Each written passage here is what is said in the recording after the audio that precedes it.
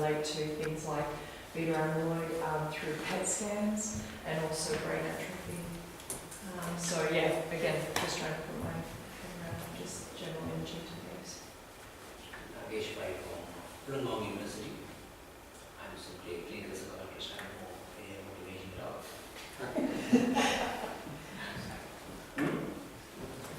My name is Ash, and I'm a psychiatrist with origin here, and I'm doing a PhD and hoping to get some of the risk factors for bipolar disorder, and so I'm hoping to do intervention. So it's a primer for it.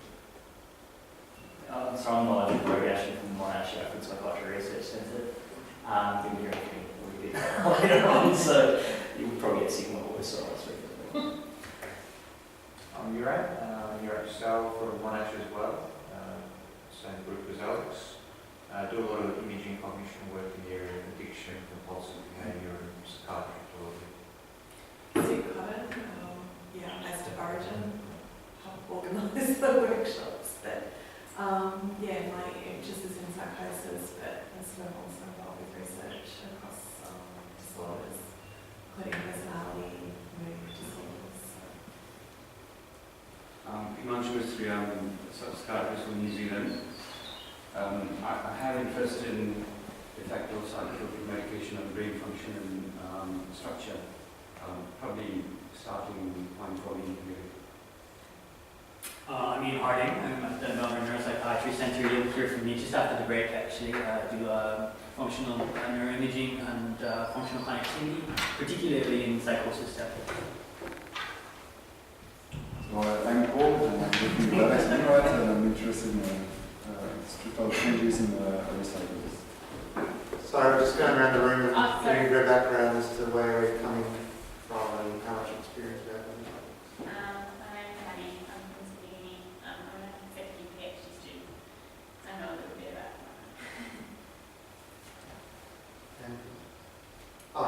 that. Hi, my name is Chao. I'm going to present the spectroscopy after the morning T section. I'm the lab manager in MSIN and also carry on some research on spectroscopy. My PhD is mainly working on aging Alzheimer's disease as well, so looking to the brain plasticities of training-induced brain plasticities on aging brains using multimodality of MRIs, including function, structure, and spectroscopy. My name is Dr Parnesh Raniga. I'm an imaging scientist based at Monash Medical Imaging. My background is in computers and imaging in general. Did my PhD work with the Alzheimer's disease project in multimodal imaging. I'm presenting diffusion. And I'm Alex Juanita. I work with Neuroscience at Monash and do a lot of brain imaging work with brain networks in psychosis and healthcare. So it's good to kind of get that background. I guess it's diverse levels of experience. Without further ado, I'll hand over to Parnesh to talk about things here. Thanks, Alex. Good morning, everyone. Thanks for being here so on Saturday. So firstly, apologise. I suspect I will not be able to cover everything about diffusion in 20 minutes. Most of the aspects of diffusion MRI, I'll probably give a 20-minute talk on themselves, but I'll try my best. So I started out with a title for my talk, and I called it a random walk through diffusion imaging. After preparing my slides, I don't think it's such a random walk, but you can be the judge of that at the end of the presentation. Also thanks to Paul for introducing some of the concepts that I will now unfortunately not have to go over, especially MRI. And Paul talked about the grey matter part of the brain. Diffusion MRI is concerned with the white matter, the connections between groups of neurons and a large, neural circuits. So this is a brief overview of my talk.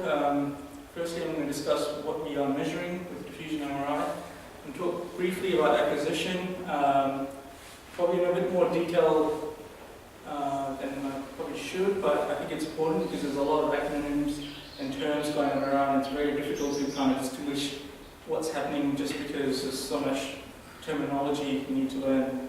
I'm going to talk about some models of diffusion MRI, and others that are there, like tensor, Hardy, things like that, and briefly about analysis, and present some results from some studies just as a way of showing you what you can do with diffusion. So what is diffusion MRI? What exactly are we measuring in diffusion MRI? As Paul mentioned in his previous talk, in MRI, basically what we're measuring is the nuclear moment or the spin of protons, in particular the hydrogen protons in water. And what diffusion MRI measures is the random motion of water molecules. So MRI measures the spin of water, and using the spin of water, we can actually measure what's happening in terms of the motion. So if that's typical Brownian motion. If you look at things under a microscope, if you look at water molecules, just because of the thermal energy, they move around. But where diffusion MRI is particularly helpful in studying brain function is that we can measure the restriction of diffusion in white matter, because the diffusion of water molecules in white matter is restricted by axonal membranes in particular.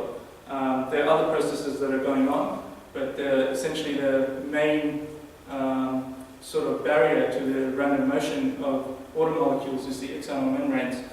So, and this is what gives diffusion MRI its signal. So if you have a bundle of fibers seen under a microscope, you can see that the axons are very tightly packed together. They generally, sort of flow in a particular direction, and because of the membranes, what happens is that as water diffuses, there's restriction perpendicular to the membrane, but not so much parallel. So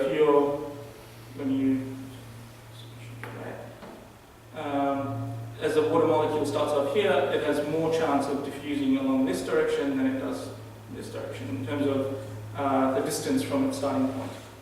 Now, just a brief overview about the acquisition. What do we do with the diffusion sequence, I guess, is basically we play some radio frequency pulses, and this is the main sort of distinguishing feature of the diffusion sequence, which is the diffusion gradients.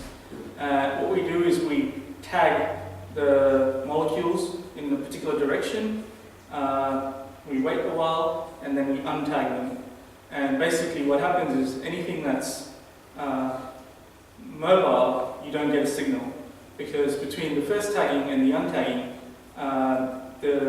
the mobile water molecules have moved, whereas the water molecules that have not moved so much or are fixed, you get a big signal back. And that's essentially the basis of diffusion acquisition. Important thing here is that the diffusion gradients give you what are known as B-values. So if you've heard this term before, this is where the B-values come from. Basically, the higher or the more powerful your gradients are, the higher B-values you have. And your B-value is related to the resolution in terms of how much diffusion of the water molecules is allowed before you start losing signal. So at higher B-values, even a very small amount of diffusion will cause dephasing and a loss of signal.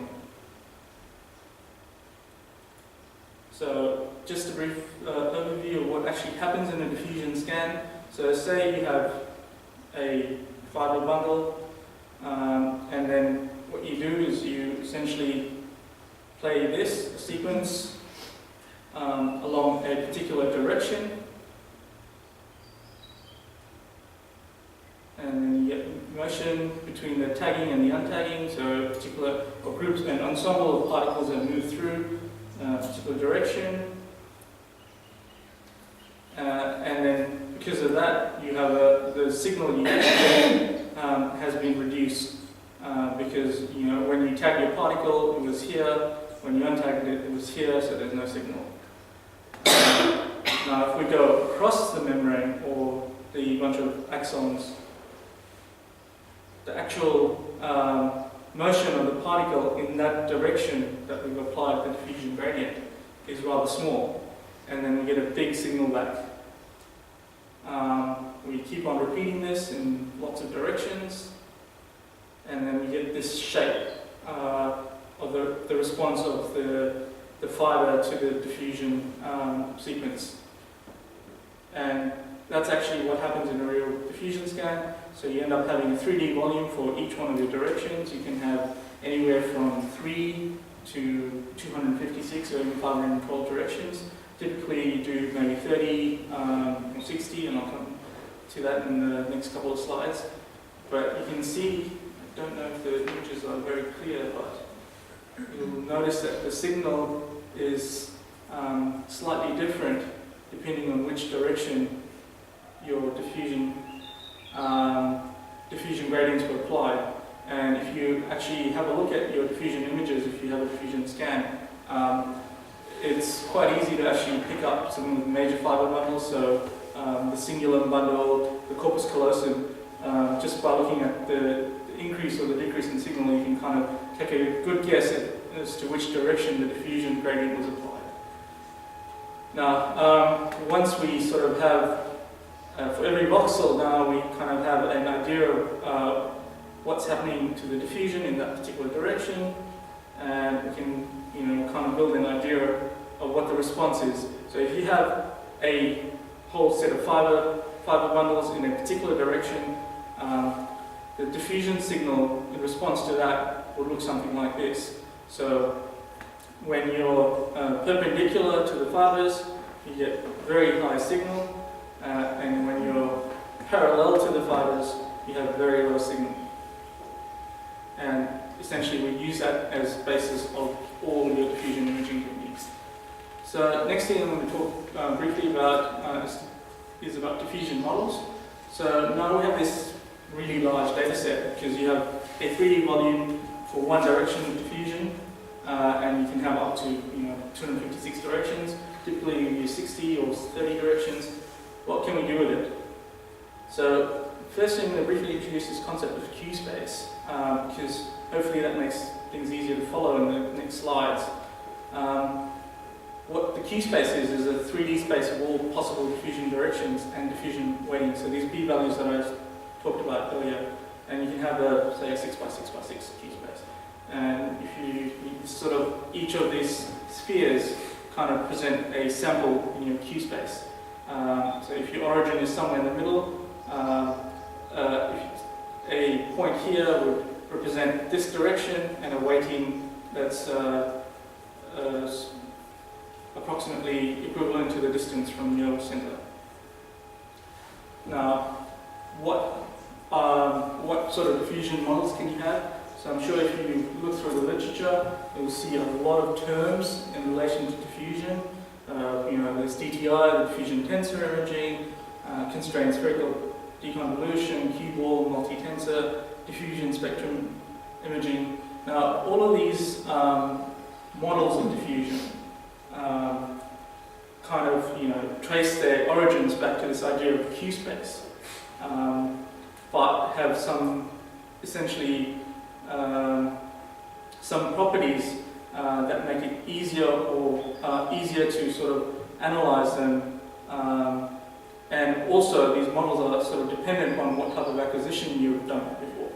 So the sort of three main models are diffusion spectrum imaging, or three main classes of models are spectrum imaging, where you have this multiple B values, you need about 180 directions, and you kind of have a spectrum, so you kind of sample on a grid.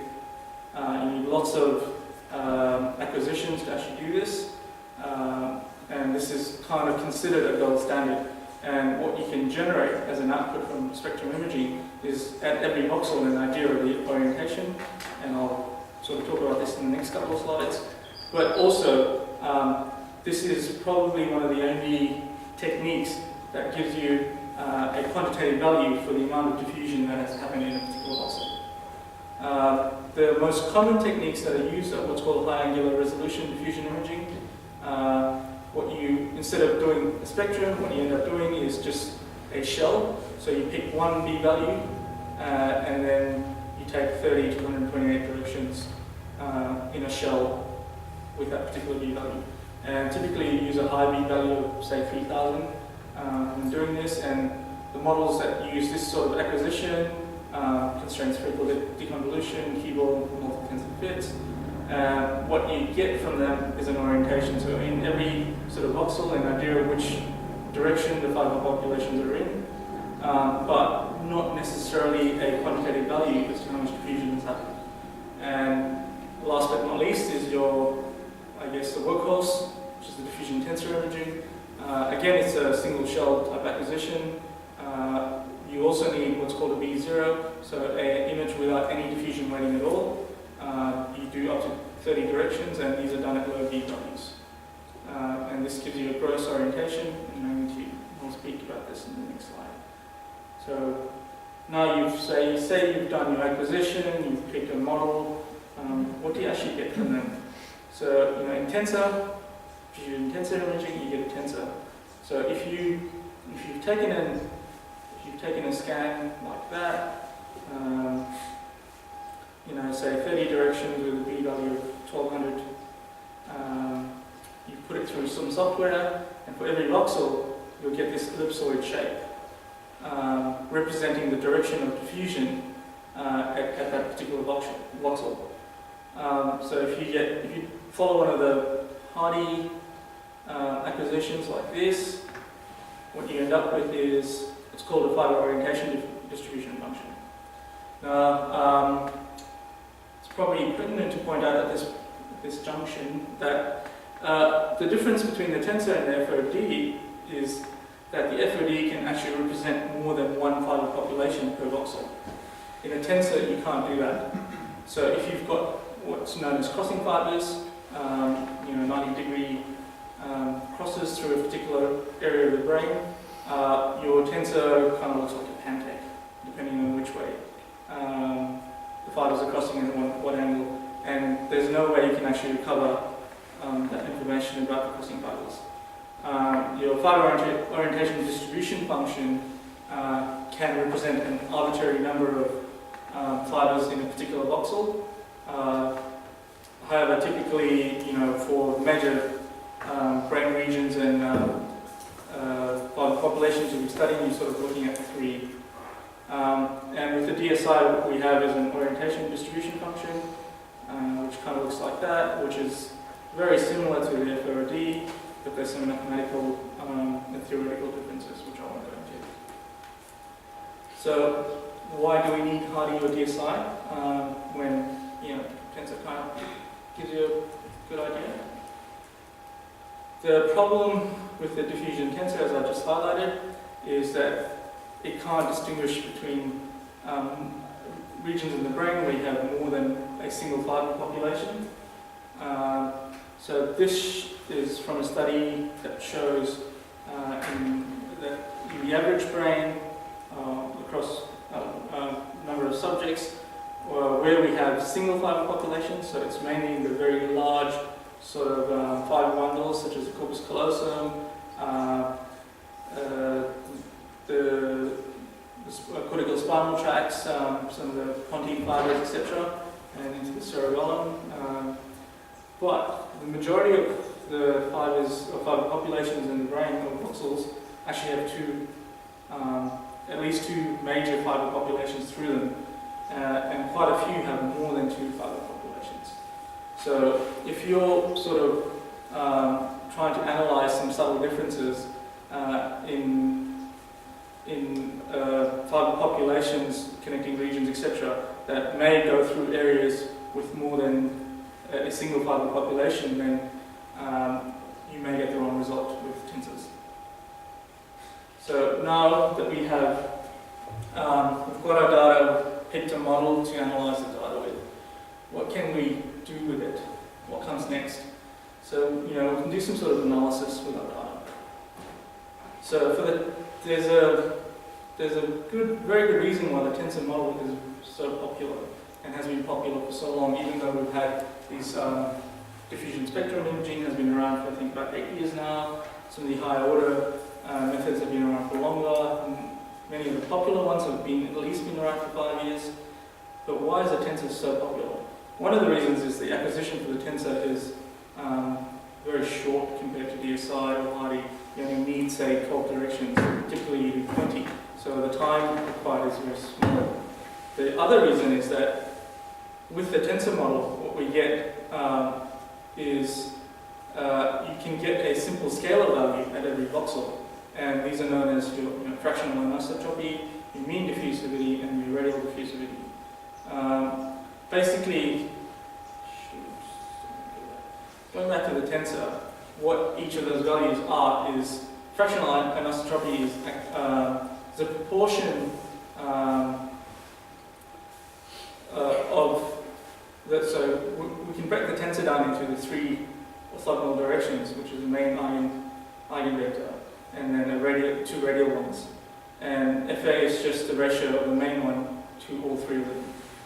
And what it gives you is an idea of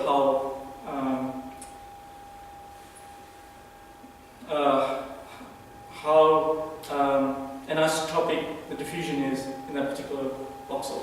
So if all of your fibers are nice, the microstructure is nice, there's restricted diffusion, you're not getting demyelination and things like that, you should have a very high Fa value. Mean diffusivity is just a value that determines what the mean of the diffusion is in that voxel, and radial is in perpendicular to the sort of main direction. And typically, most of the analysis with tensors are done with either Fa, MD, or RD, or a combination of. You can compare these globally, example using histogram analysis. You can compare them regionally or voxel-based, as Paul highlighted in his talk, so you can do something similar to SPM using FA values, MD values, or RD values. But be careful with when you're doing SPM or VBM type analysis. These things don't actually follow the required distributions to do parametric tests. What you should be doing is what's called permutation testing, or track-based statistics, which I'll talk about next. It's been shown in several studies that essentially, depending on how you pick your parameters for your parametric test, you can get very, very different results. So please avoid them if you can. So histogram, what's histogram analysis? Basically, we can take the global FA values, or the MD values and RD values, and just plot them as a histogram.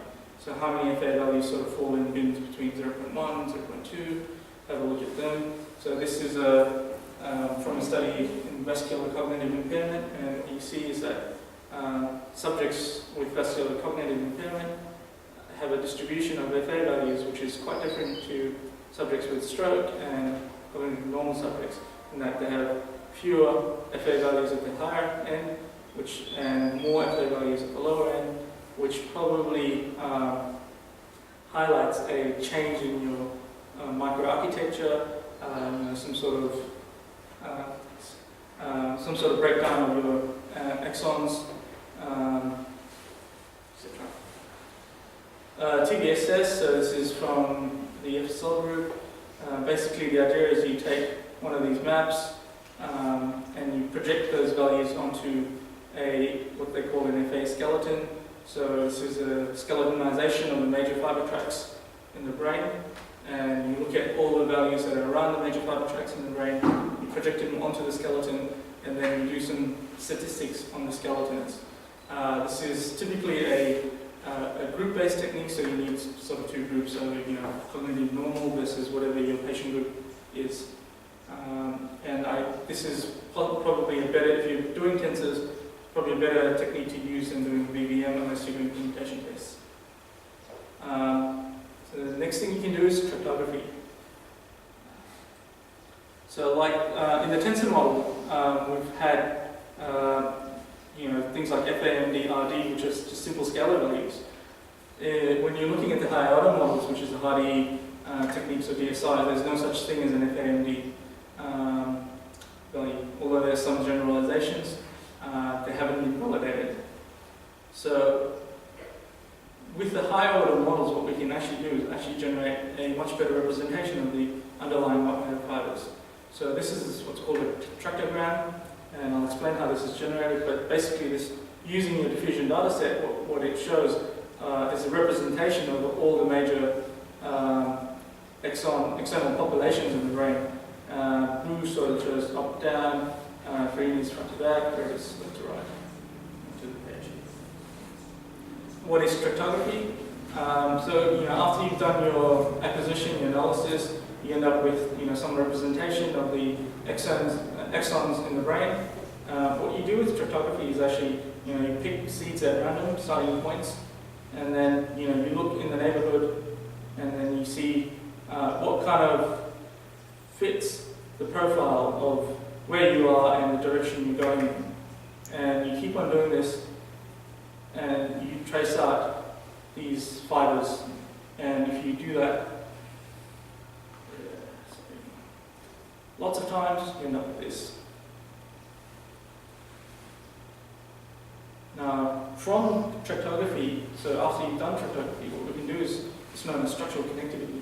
So given your tractogram, you can define parcels on the brain using, say, the T1 weighted images, look at connections between your parcels, and you need to use your structural and diffusion scans to do that, and you end up with a connectome or a connectivity matrix, which just gives the strength of connection between particular parcels in your brain and other parcels.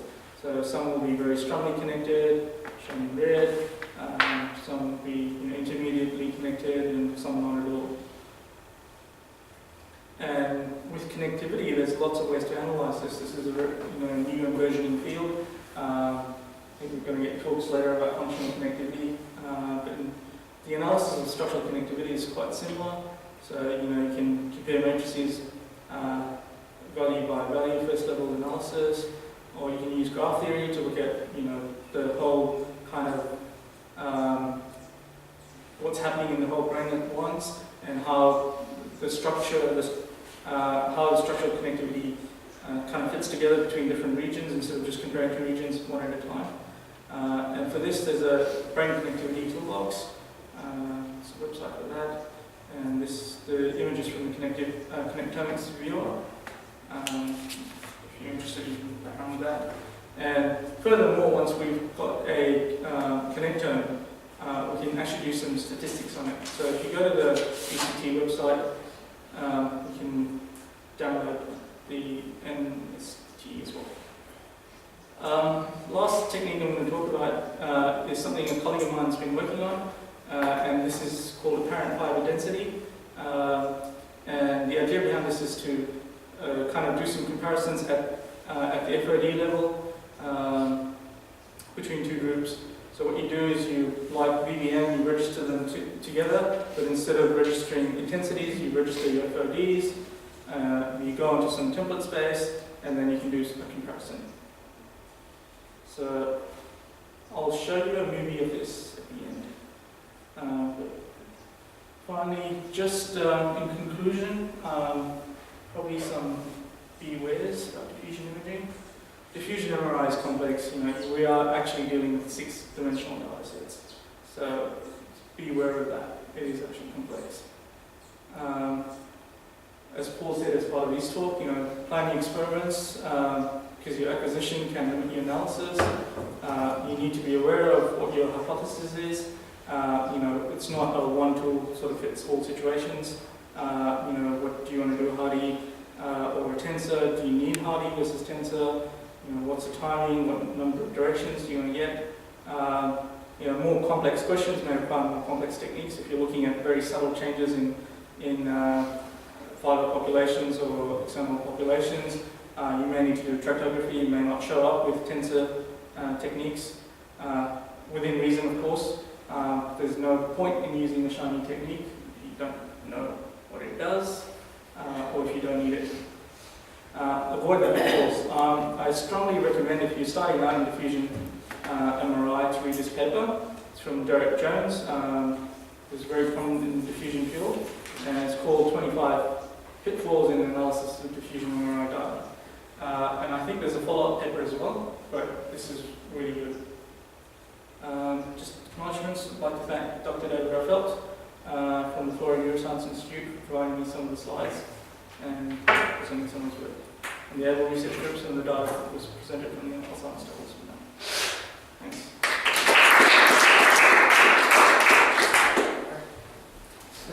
questions? What does it cost?